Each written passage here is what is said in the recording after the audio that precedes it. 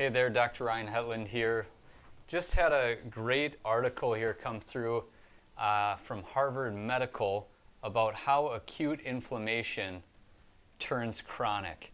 And just a great thing I wanted to review for you guys about inflammation and how it may start as a solution. Inflammation can start that way acutely, but if it lingers too long, and the body isn't able to get rid of it and recover fully, it can instead become a major problem in our bodies. So stick around and we'll kind of unravel some pieces here that I think are important for everyone to understand about inflammation. So when acute inflammation becomes chronic, there's a number of possibilities that can happen. There can be reasons for this. Basically, the body's unable to get rid of the threat that it thinks is there or is still really there. So some example might be you might have an irritant causing inflammation.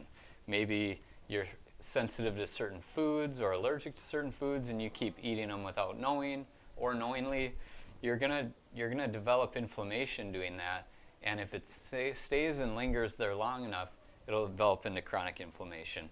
Chemical toxins can do it, and if you don't get rid of these offending irritants, say your spine is misaligned, causing irritation to an area of your body or your nerves, if you leave them there long enough, more than a few weeks or a month's period of time, say for example, say you leave it there for 6 months or a year or 20 years, that's going to develop chronic inflammation, which is going to end up causing all kinds of things. Interestingly enough, in this article here, they reference how 3 out of every 5 people around the world die from a disease that has been linked to inflammation.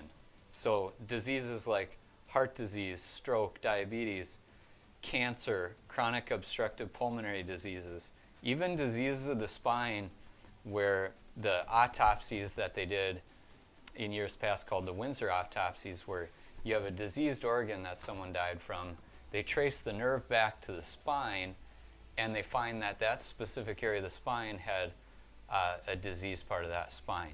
Where does that diseased part of the spine come from? A lot of times it comes from an acute subluxation, acute misalignment of your spine that is really not a big deal. I always say it's like getting a piece of steak stuck in your tooth or getting food stuck in your teeth. You could have perfect teeth and still get food stuck in there and not even really feel it necessarily, but when you floss, you get it out and go, wow, I didn't even know that was in there. Same with the spine. Your spine gets misaligned. Most people within 2 to 4 weeks will have a misalignment of the spine of some kind that just needs to be adjusted, needs to be gotten rid of.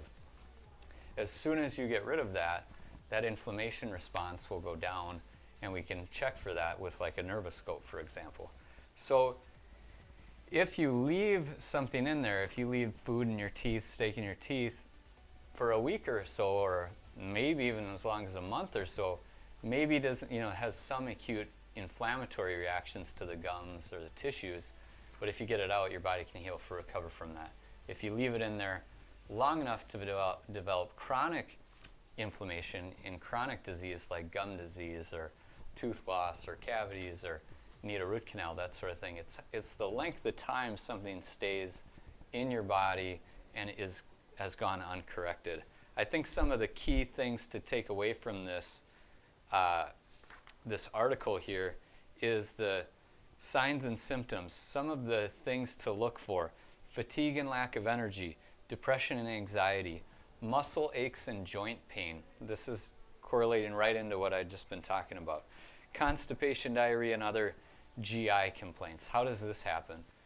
An easy, simple way to understand this is if your body's sensitive to almonds, for example, and you already know you're sensitive to dairy, so you resort to almond milk.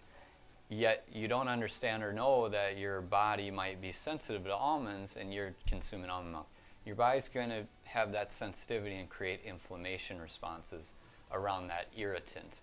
And so you can get GI complaints from your diet and the foods you're eating and not have any idea because they're sensitivities and they're kind of hanging out under under the radar, so to speak. So changes in weight and appetite, headaches is a really common one from inflammation, especially, well, acute or chronic, but a lot of times people didn't, take an Advil thinking that's going to fix the source of your irritant, when it might even just be your spine is misaligned, and that's the source, and taking an Advil or Tylenol isn't going to correct the source of the irritant to begin with. So a fuzzy mental state or brain fog, these are all symptoms that you might have chronic inflammation. Some of the top 3 solutions I would say to consider if you think you have chronic inflammation. One is moving the body. Exercise and just sheer walking and movement can help flush your lymphatic system, help get your muscles moving, and really have an impact on inflammation. So even when we're doing a detox or cleanse or to try and get rid of inflammation, simply moving your body more is a great way to get that jump started. Now, if moving your body or a certain part of your body hurts, well then there might be something further that you need to dig into for the root of why you're having pain during certain movements, whether it's your hip, your neck, any part of your body, whether it's your hands. A lot of people think, oh, well, I'm using a mouse a lot, so the mouse is probably the cause. It might be something in your wrist itself, or how you're sitting like this at your job and creating muscle tension and nerve tension.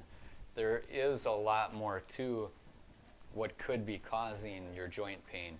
And if that's the case, you'd want to see a competent chiropractor or physical therapist to evaluate non-surgically your body for what might be contributing to your joint pain. Number 3 would be your diet. Of course, you can Google anti-inflammatory foods. The top ones are going to be dairy, sugar, and grains. Top 3, if I had to pick 3, would be those 3 things. And just looking at what your diet consists of. If there's a lot of sugar, a lot of grains, a lot of dairy, it's like gas on a fire, especially if you have a lot of inflammation. It's just going to make things worse. The thing correlated to diet would be if you have a lot of GI symptoms or a lot of these chronic inflammation symptoms, getting a food sensitivity blood work checkup would be highly recommended, because these are the things that you don't eat and then get an allergy and an immediate symptom. These are things that go under the radar, like I said. You wouldn't necessarily know your body's reacting to almonds or coconut or chocolate or coffee, any number of these most popular things people are consuming. So getting a blood sensitivity to see, am I mildly sensitive to this food or am I highly sensitive to this food? And using someone like myself, who functional nutrition background, chiropractic doctor, functional nutritionist, you can order these things online yourself and try to look at it that way. But if you have questions about that, and feel free to message me, and I can try to help best I can, at least give you resources or something, or a referral. Hope this video helps. We went over a lot, but I thought this was just a great article done by Harvard Medical, the health beat that I get, and hope this helps. DM me or message, comment if you have thoughts or other things, angles about this topic you want me to cover. If I get enough feedback from this video, I'll do more videos like this, but love your feedback on this. Let me know how this might help you.